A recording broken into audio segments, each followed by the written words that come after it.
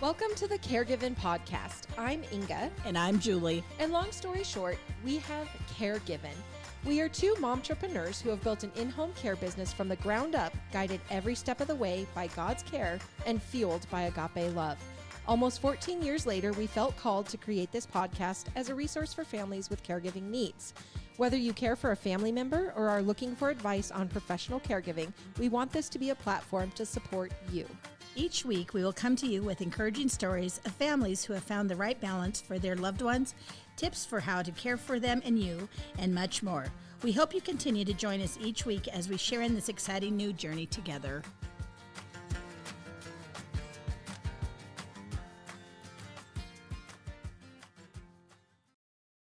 Hello, Sunshines, and hello, Julie. How are you today? I'm getting settled. How are you? I'm good. I had to just take off and see you squirm a little bit. Always. Are you? You're good? You're good and ready now? I'm good. I'm so good. Oh, that's awesome. So today we have a topic that is going to be a little bit deep, but we're going to keep it light, and we're going to tell you right off the bat that we are not medical professionals, so it's only information sharing. We just play one on the tube. Play one on the tube. Yes. The YouTube. So anyway, we're going to be talking about strokes today.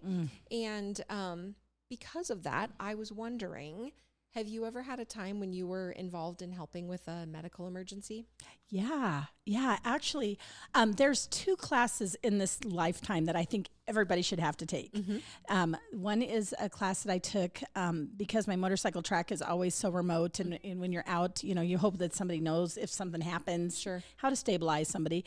There's a first responder class, and I've taken that, and it's just really good logical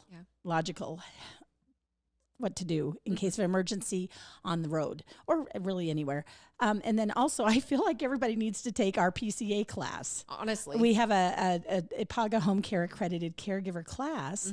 And I just think that between those two, there's so much logic that usually you're doing that kind of stuff, but you don't really know why. But back to the original question.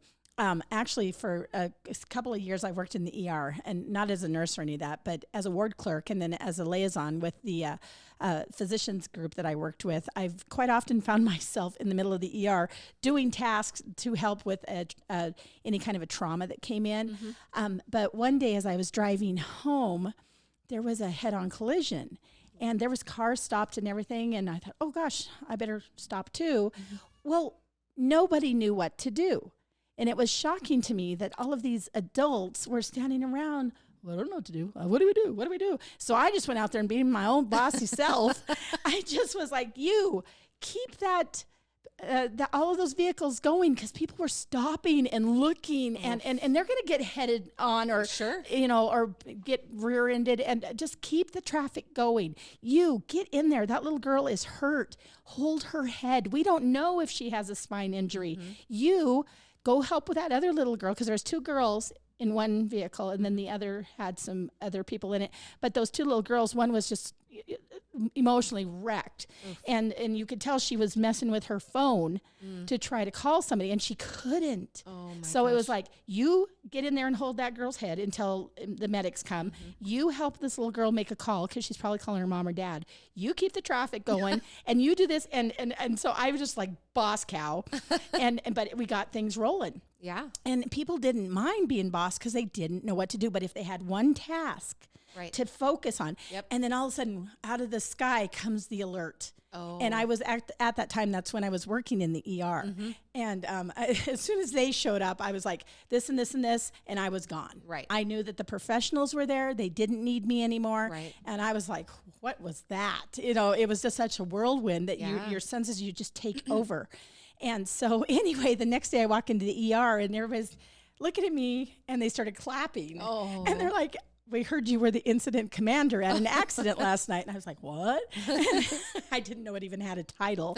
But anyway, they had said that when they came to it, everything was running so smoothly that they were able to just jump in. And I was like, that was awesome. Yeah. But for some reason, some people have that ability. Others can't. We've talked about it with even with our kids a little bit, where one is going to run to the fire and the other is going to run away from the fire. Yeah. So anyway, I thought that was just like this really cool thing that they said. But that was something I will never forget, was just saying, oh my gosh, somebody has to take charge. Yeah. And be logical and make sure nobody else gets hurt in the interim. And so that was my story. Well, it's amazing that you were there and able to do that, because I do think that a lot of times in crisis like that, people really don't know what to do. Yeah. And I don't know if you remember a couple of years ago, Bailey and I had a situation where we were driving into town, kind of out west of town, and we're starting to go up, it's a decently busy road, and over the top of the hill comes this car, and it was like something from a movie. It came so fast, and it jumped off the side of the road, hit a tree, knocked the tree completely down, came down and ran into a house. I mean, if we had been 60 seconds further in our travels, we would have been like head on. Same situation. You get there, you kind of assess the situation, you figure out what needs to happen, get the car shut off. The girl, it turns out, I believe she had a seizure or something, and just basically her foot ended up on the accelerator and she was off to the races. And then basically once we got the car shut down so that it wasn't going to go anywhere, then we just had to stabilize her and keep her in the vehicle because she was not with it. Scary. And trying to get out. And, we're close to this busy road. And so I'm like, oh my gosh, we can't let her get out of the vehicle because she's going to take off across the road and then we might have even bigger troubles. Oh my word. Yeah, same thing. Like somebody has to be able to take control of the situation and have enough confidence to be able to do it. And I'm not saying that I had any idea what was going on. You would have, because you have a little bit more training that way, but I do have the boss cow ability. So I was able to help in that regard. Right. I know. You just have to get in there and hope that somebody, even when you learn CPR, hopefully you never have to use it. Right. But I'll tell you what, even the training that I hadn't used it for a long time, but when something came down, I just jumped right into that mode. Yep. And so that training does come back just like CPR. Sure. You're just like, oh wait, okay, what's the song that you do while you're doing the compressions right. Yes. and all of that. It just comes back to you. So it's a good thing, and then it is good to keep up refreshers. Yeah. Yeah, for sure. Yeah. Wow. Well, that's kind of cool. Yeah. And I mean, it's not cool that either of us were in those situations, but really that we were able to help out. And I think that, when people get into those situations, they want to be able to help. Yeah. They just don't always know what to do. So inadvertently they become a bigger problem. Sure. The looky-loos are the problem. Oh man, that's Do not stop and take pictures. Don't, you know what? Yeah. I have seen that before, where on social media they'll take a picture and a family member doesn't know that their person's been hurt or anything, and that's the way they find out. Yeah, it's really bad decision making. So bad. Yeah. Yep. All right, well, let's go into our verse of the week, and then we can really get into our topic, and then I will share with our listeners why it's so important to me at this given time. Anyway, so the verse is Thessalonians chapter 5, verse 18. It says, "Be thankful in all circumstances, for this is God's will for you who belong to Christ Jesus." Yeah. That is a really loaded verse, because even through bad times, it's part of God's plan. And the topic that we're going to talk about can leave devastating results if unresolved or whatever. And some of this you can't control. Right. And so once again, we have to learn that what is God's plan for us. Right. And so basically through hard times, how can we still be thankful? That's hard. Yes. Not everybody still have faith and still have hope. And that's what I see happen a lot of times when times get tough. People, instead of having the tendency to turn towards God, they have the tendency to turn away. And I think that is the time when you need him the most. Oh my goodness. Yeah. Be thankful in all circumstances, for this is God's will for you who belong to Christ Jesus. I try to live that every day, because as a parent, and your kid's driving across the state from college to home, or doing an activity that might be a little worrisome, like motorcycle racing, but you be thankful. Yep. And just let go and let God. Yeah, that's a very, very good one.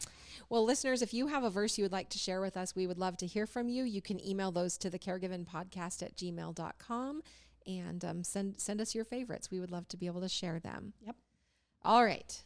Uplifting stories. Okay. So you know where I'm going with this one, because we're just fresh off the Montana Royal Junior Livestock Show. I love it. Yes. And every year, as long as we do the Montana Royal, we will be doing the Buddy Barrow Show. And I know I talked about this a year ago around about this time as my uplifting story probably. But yeah, the Buddy Barrow Show. So that's something that we learned about from an evaluator who had come to us from Oklahoma several years ago. And this evaluator, Dylan, his dad, Charlie, came with him. And through conversation after our event, we started talking about ways to kind of give back to the community and get youth involved in this junior livestock stuff that maybe otherwise wouldn't have the opportunity to be able to raise a project. So we created the Buddy Barrow Show. And what that is it gives youth with disabilities the opportunity to be paired with a mentor and get to show a pig. And so basically we just had it, 2 weeks ago or something like that. We had 9 mentors, and they were all from the state of Montana this year, and they were all returning mentors. Plus we had a few new ones. We had 8 buddies that were able to come out, and they had various disabilities from Down syndrome. We had a young lady that was actually in a wheelchair, and she had the time of her life. And one of our mentors was able to help push her in the shavings with a second mentor that helped with showing the pig. It's just the most amazing program when you can stop and sit back and see these kiddos that, again, otherwise probably would not have the opportunity to raise a traditional market project like that, but they get to come out and just enjoy showing a pig. Yeah. It's incredible. After the show, our Charlie Enyart and Jake Orander, who both, by the way, came from Oklahoma again this year to help with this, they had several people come up to them, and one of them was an older rancher, had always done cows, pretty hard, set in his ways. And it turns out that on the night of the event, he happened to be walking through the barn when this Buddy Barrow Show was going on, and he just stopped and started to watch it. And literally he just started bawling. I mean, he was just sobbing because he was just like, wow, the opportunity for these kiddos to get out there and get to show an animal. It was just something that he actually even said that he had been in the building the year before when we did the Buddy Barrow Show, didn't really think much about it or think that it, really would, be of importance to him. So this year when he was walking through and actually stopped and took the time, like these kiddos that get to show pigs, they have the time of their lives. Oh, like it is next level stuff. Sweet. Yeah. It's so cool. So I'm hoping that we'll be able to link the video. Sunrise, of course, does a beautiful video for us, and to get to see the smiles on these kids' face. And honestly, I don't know who has more fun. I don't know if it's the buddies or if it's the mentors, but I can tell you that everyone involved in it, and everyone that, I'm going to cry thinking about it, everyone that gets to be a part of it or witness it is like forever changed. Oh, it's true. It's true. Those kids that were mentors for the first one last year, begged to be mentors again. And what it does is it gives this awareness to people to say, you be thankful for what you have, but how can we give joy to these others? And the joy, the emotions in that barn were unbelievable. Yes. It was so awesome. Fun, because the buddies they go with their mentor and they meet the pig and they get to name the pig, and then they just get to come out. And I mean, it's just the best. Everybody gets a buckle, a custom buckle for the year. And those are sponsored by the Enyart family and 6E Cattle. Pretty special people. Yeah. I mean, everybody just comes together, and honestly, it is, I'm not going to lie, it's my favorite part of the Montana Royal. And I want to be able to continue doing that. And, last year and then again this year, people reach out and say, hey, how did you get started with this? It's something that we're interested in doing, and we want to be able to provide this opportunity to kids.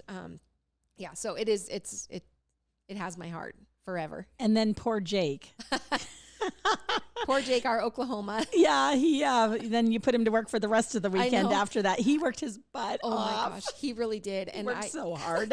When I asked him if he would come back and help with the Buddy Barrow Show again, then I said, how would you feel about being our ring help? The pay is terrible, but, and he's like, you know what? I wouldn't miss it. So just good. Just a good guy.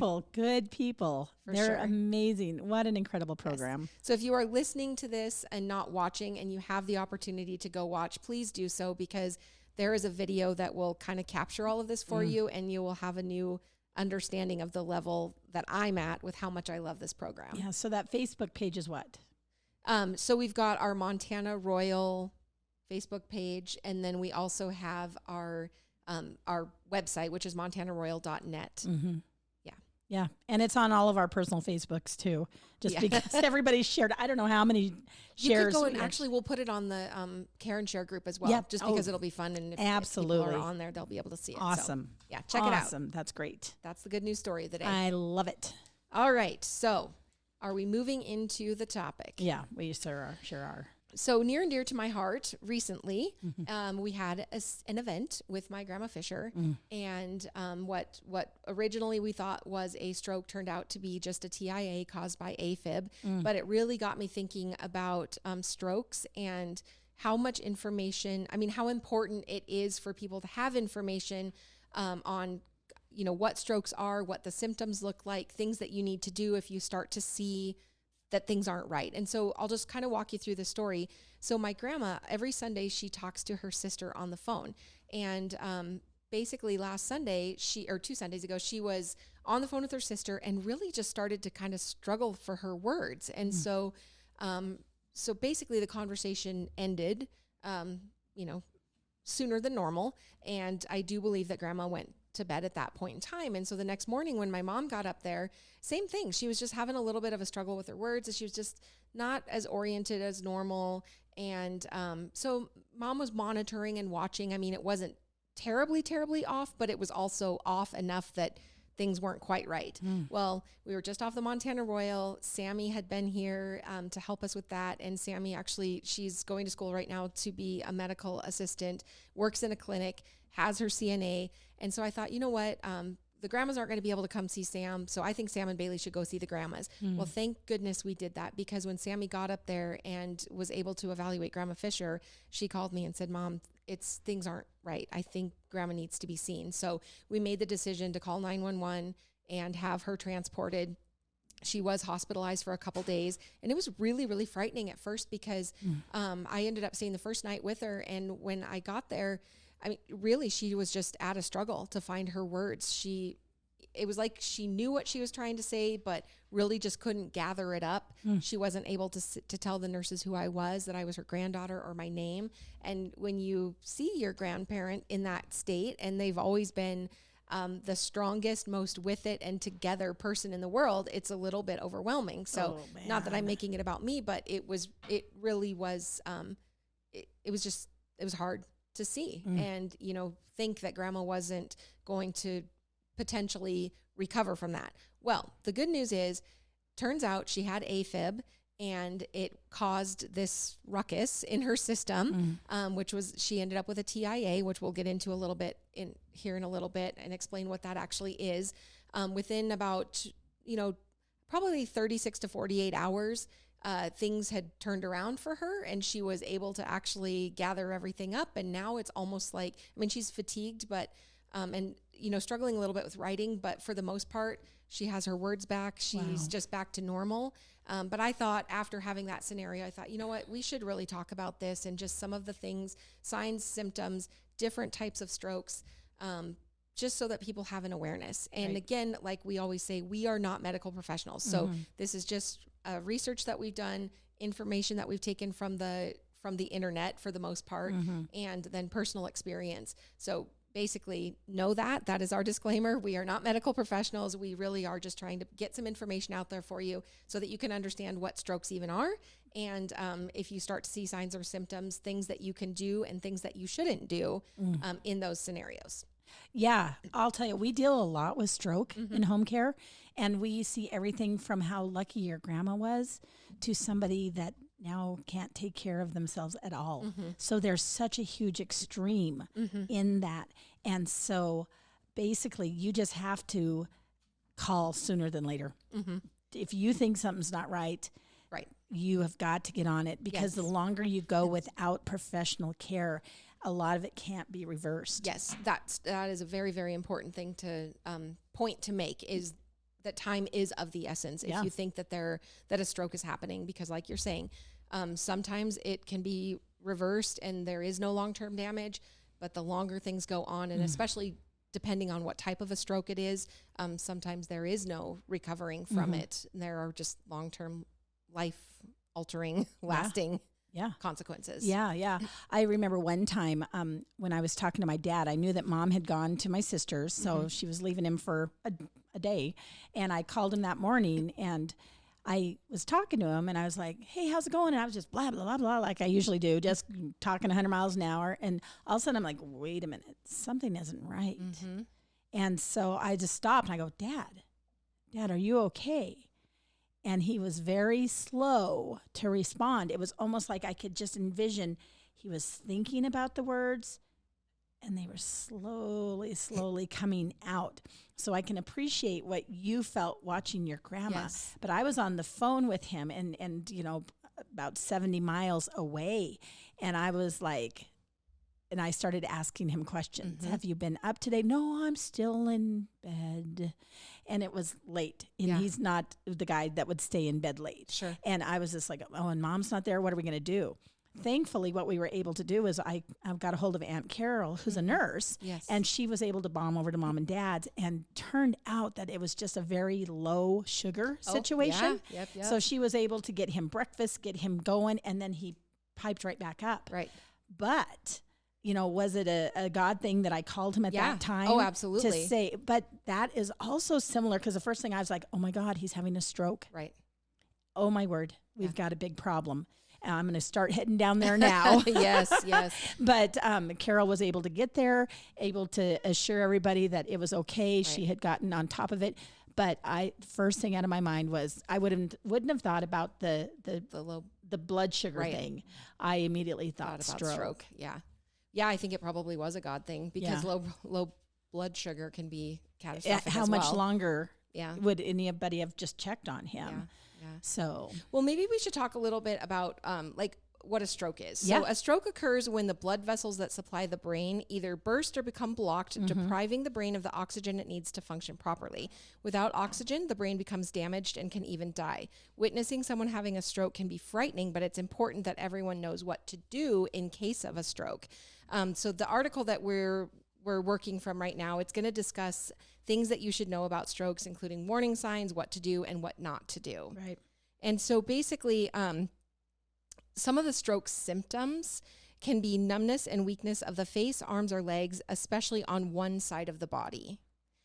Also confusing speech or trouble speaking, difficulty seeing in one or both eyes, difficulty walking, loss of balance or coordination issues, and also extreme headaches with an unknown cause. Yeah. So there are different types of strokes, and I think this is important as well. Strokes that are caused by blood clots, those are called ischemic strokes, and those that are due to brain bleeds are called hemorrhagic strokes. So an ischemic stroke, essentially, this occurs when a vessel supplying blood to the brain is obstructed, and it accounts for about 87% of all strokes. Oh, wow. Yeah. Fatty deposits lining the vessel walls, they are the main cause for the ischemic stroke, and those fatty deposits can cause two types of obstructions, either like a cerebral thrombosis or a cerebral embolism, and that's a blood clot that forms at another location in the circulatory system, usually the heart or the large arteries of the upper chest and neck. Part of the blood clot breaks loose. It enters into the bloodstream and travels through the brain's blood vessels until it reaches the vessels too small to let it pass through. And a main cause of these embolism can be due to irregular heartbeat called atrial fibrillation. I'm sorry about that. And it can cause clots that form in the heart, dislodge, and travel to the brain. So grandma actually had AFib, and that is what caused, but she ended up only with a TIA. So they were thinking it might have been an ischemic stroke, but then they went in and they did like ultrasounds of her arteries here. They did an MRI, and then they also did an EEG. EEG. Yeah.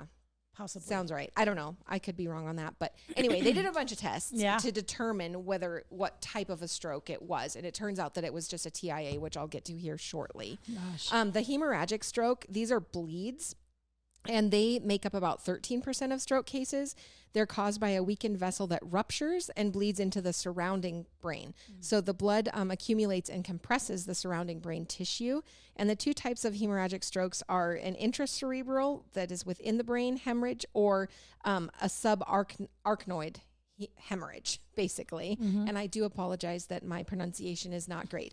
I think I did mention that I'm not a medical professional, so I'm trying my best. But anyway, this hemorrhagic stroke can occur or occurs when a weakened blood vessel ruptures, and then basically then what happens from that is there are two different types of strokes that you can have, and that would be like an aneurysm or an arteriovenous malformation. Wow. Yeah.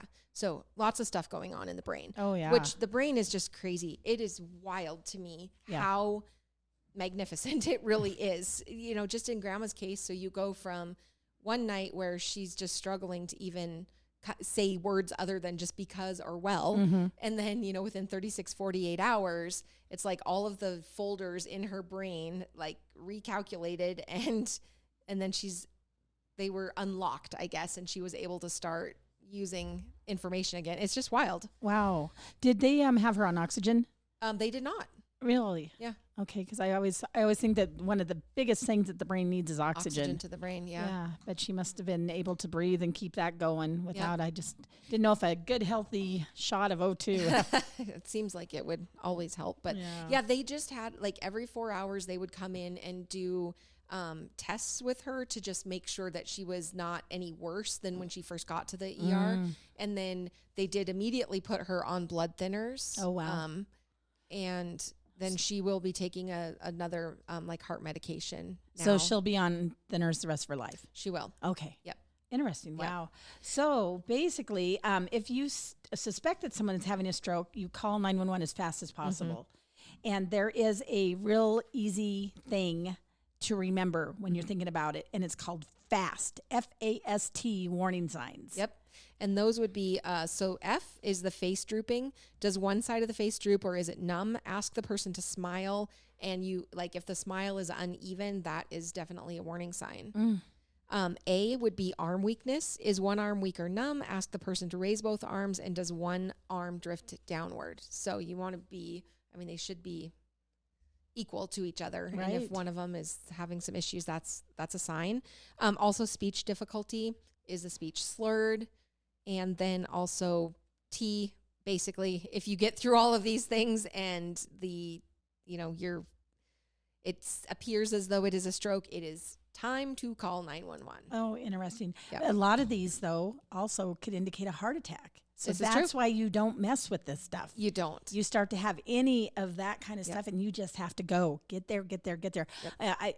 When I worked in the ER years ago, I think I remember that there is a medicine that if you get it to them within a very short window of the symptoms starting, it can reverse. Yep. But it's I don't remember. It was just a few hours. Yeah, there's not a lot of And time a to lot mess of us are around. really bad. Oh, you know what? I'm fine. Let's just watch this, that kind of thing. Yeah. I do remember after I had Callie, I actually walked into the ER one day with my baby to show them the new child. And they kind of looked at me funny, and I had no idea. And they're like, "Are you okay?" And I said, "Yeah, well, I think I might be getting a cold because my eyes sure watering." Well, between the time that I had left my house to go to the ER to show off my new bundle of joy, I actually got Bell's palsy. And what that did was that all of the drooping of the face. So it wasn't a stroke. Right. But it was right when that movie by Jim Carrey was coming out called Me, Myself, and I. Oh. And if you went like this or you went like this, you wouldn't know there was a problem. But if you looked at my face together, one was down and when I'd smile, only the one side would respond. That's wild. And thankfully, I went to the ER. Yeah, good thing you worked at the ER. And they got me right over to the specialist that got me on medicine, and very soon thereafter, Wow. it reversed itself, and because I didn't need any more character in this lovely face. But anyway, that when you think about face drooping, Yeah. once again, there's so many things that could be going on. Don't mess with it. Do Get not. your butt into the professionals. Yes. I wanted to quickly go back and actually say what a TIA is. This Yep. is a transient ischemic attack. Yep. Some call it a mini stroke, but it can be a major warning. So you don't want to mess around with it. You want to call 911. And a TIA is a temporary blockage of blood flow to the brain. Since it doesn't cause permanent damage, it's often ignored. But this is a very big mistake because oftentimes TIAs might signal a full-blown stroke ahead. So don't mess around with it. And again, I think we said these, but I'm going to say them again. So other stroke symptoms, if you have this like sudden onset of numbness, confusion, trouble seeing, trouble walking, severe headache, do not mess around. Yeah. It might be Bell's palsy. It might be a stroke. Like my husband called it hell's bells. But also, though, with those TIAs, that's an interesting little thing because there's not a lot they can do about a TIA. Right. So quite often when we're doing home care, they'll say, oh, and she might, have a TIA. But these can become reoccurring. Yes. And they're just little symptoms that they're like, if we take her to the doctor, they're not going to be able to do anything. So just let us know that happened. Right. But when it first happens, you don't know. So you've got to not just assume anything in the world. And then once again, you determine where you're at with your life and with your world, and then make sure that people around you know what your expectations are. Right. Because there's a lot of people that aren't so worried about the TIAs because it's a reoccurring thing to them. Right. And so it's I know.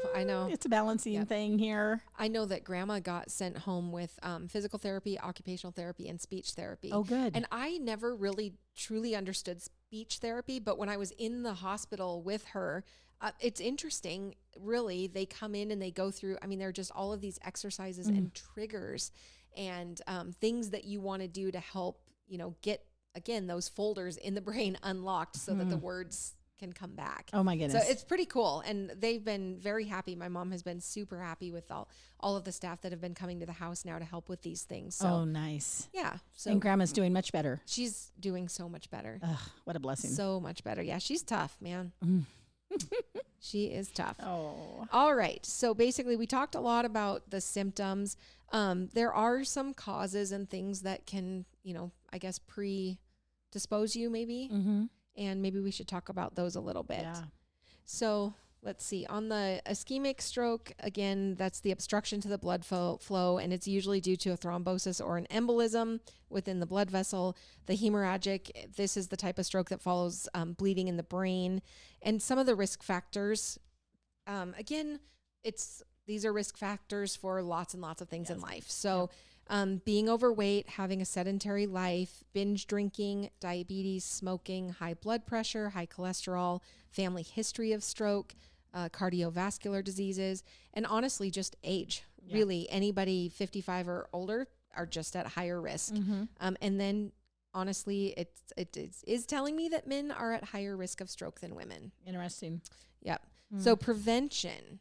Talk to me about prevention, Julie. So basically, many of the stroke prevention strategies are the same as strategies to prevent heart disease. And like we're saying, so many of these diseases can be intermarried, right? Mm-hmm. In general, some preventative tips for stroke patients are as followed, which is diet and healthy eating. Every time. Here we go again. Broccoli, asparagus. Broccoli, it's going to be the death of me. Decreasing the amount of cholesterol and saturated fat in your diet, controlling diabetes, monitoring your blood pressure, because that's what's working on the walls of your arteries, and also avoiding illicit drugs. Oh, I didn't know that one. Exercising. I think that's just generally good advice. Yeah, you are just not wrong. Exercising, but consult with your doctor to know how much you should be exercising for whatever you've got going on. Yep. And then quit smoking and quit drinking alcohol. So that's just basic good healthy living tips. Yeah. Some of the complications that can go along with strokes: paralysis, loss of muscle movement. Patients may become paralyzed on one side of the body or lose control of certain muscles, such as those on one side of the face or like one arm. There can be difficulty in talking and swallowing. I forgot to mention that they did do a swallow test on grandma. Oh. Because a lot of times with strokes, because of the way that the brain works and the things that are intertwined, especially if you're having trouble with speech, you can have trouble with swallowing as well. Oh. Thankfully, she passed with flying colors. So good. she got to stay on her regular diet the whole time. And might I say that the food at North Valley Hospital was phenomenal. They did a great job. Wow, you don't hear that every day. Wow, that's a compliment. Yes. Memory loss or thinking difficulties. It can affect thinking, making judgments, reasoning, and understanding concepts. It can also actually cause some emotional challenges or problems. A lot of times stroke survivors may develop depression. Oh, and yeah. it makes sense to me how that would happen. You bet. There can be changes in behavior, self-care ability. Stroke survivors may become more withdrawn or less social, and they can also become more impulsive. They might also need more help with grooming and daily chores. And that's where we come in. Yep, absolutely. Yep. One of the things is quite often is you hear that somebody might have a dementia because they had a stroke. And it is a vascular dementia. And that is because that blood flow during that episode then caused problems down the road that way. So that's not a good thing. So I guess if you do end up, being seen by a medical professional, the common tests and procedures that they're going to do a physical examination of you, check your symptoms, medical history, blood pressure, blood vessels at the back, and also the back of the eyes. They're probably going to do blood tests, probably do CTs, ultrasounds, MRIs, cerebral angiograms, and echocardiogram. That's what it was. That's right. That's right. That's what they did. So anyway, lots of tests. You'll be run through a battery of tests just to see the cause and probably the extent. Right. If they can find it. But did you actually know there is a type of stroke that's called, let me look it up here, cryptogenic. And basically that is a stroke of an unknown cause. Oh. Yep. So essentially they know you had a stroke, but they don't know what caused it. Oh my goodness. Those are the worst ones. Yeah. Let's find the problem and fix it. Yep. Oh goodness. A treatment, just like with grandma, medication, they say clot dissolvers. And so that would be that blood thinner, right? Anticoagulants. Anticoagulants. Big words today. Yes.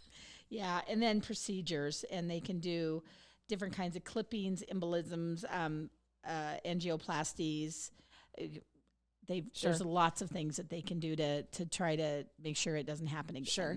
Yep. Just depending on what was the cause and how we're trying to stop it in the future. Yeah. And then therapies, of course, like I was talking about, physical therapy, occupational speech, nutrition. It always comes back to that at times. Part of your treatment. So good foods to eat would be fruits and vegetables, whole grain breads and cereals, lean proteins, low-fat meats or other proteins, limiting your salt. That sounds terrible, but it has to be done. Yeah. And then foods to avoid would be your heavy or high cholesterol foods and foods that are rich in salt and sugar and alcohol. Right. So after a stroke, so it just depends on the degree of what happened to you. Yep. Quite often we'll have somebody as lucky as grandma to be able to go home and just do some minor tweaks like different medications, a little bit of therapy, and she's back to her baseline. Some people start having some kind of a sided weakness, so they're not going to be able to maybe brush their hair, or when they take a shower, they're not able to reach spots to dry, to shampoo, all of that. Fatigue is a big deal. So basically you're going to want to do some very basic remodeling of the house if you haven't already to help with whatever the case is. Yep. Worst case scenario, stroke can be absolutely debilitating. And then you need help with every activity of your daily living. And we've dealt with every degree of that. Yep. And so it's tough. The one thing I'd like to do, basically to wrap up this, is to go through that FAST again. Yes. I think it's so important for people just to have that in their head, that acronym. So F is what? Face drooping. Does one side of the face droop, or is it numb? Ask the person to smile. As simple as that. Look at Inga's beautiful smile. She's not drooping anywhere. The A is? Arm weakness. Is one arm weak or numb? Not on a normal day, because I'm I got the arms of a noodle, Yeah, noodle arms. Yeah. But can they raise both their arms just like you did? Yep. Or does one drift downward? And then there's S. Speech. Okay. And I think I'm okay. No Yeah. difficulties. Well, no, you have lots of except for speech. pronouncing the big words. That's a little tough, but So speech difficulty, right? And then T. time to call 911. Right. FAST. Yep. Very important, very simple. Yep. But it could really do a lot of Can save saving, lives, really. saving of your lives. Yeah. For sure. Cool. Yeah. Well, that's all we know about strokes. And again, we're not medical professionals, so just do your own research, but implement fast if you are in a situation where you think something might be going awry. That's right. That's right. And I actually wanted to end our grandma sayings. I had actually been sent this. It's called 9 Pieces of Life Advice from Your Grandma that you should actually listen to. So I'm just going to go through them. Being single is a gift. Don't play the lottery if you don't expect to win. The moment you stop, things start to go downhill. Don't let them suck you dry just because you're sweet. Oh. Be smart, be kind, be happy, shoulders back, chin up, and this too shall pass. Shoulders back, chin up. Good job. Thank you. And this too shall pass. Oh, what? My good posture? No, and that is awesome. Yeah, those are pretty short and sweet, but I thought every one of them was pretty relevant. Well, honestly, just like eating well and exercising, and with those tips, I mean, we just solved all of the problems of the world. I think so. Well, that's awesome. Listeners, if you haven't yet, please go and subscribe. You can do that on Google Podcasts, Apple Podcasts. You can watch us on YouTube, Spotify, and go to our Facebook, join the Care and Share group. Mm-hmm. And I think, send us stories, send us uplifting stories, or grandma sayings or verses. We want all of them. We want them all. Yes, and you can send those to the caregivenpodcast@gmail.com. Love it. I guess that's it. So peace out, Girl Scouts. Oh, my goodness. Have a great day.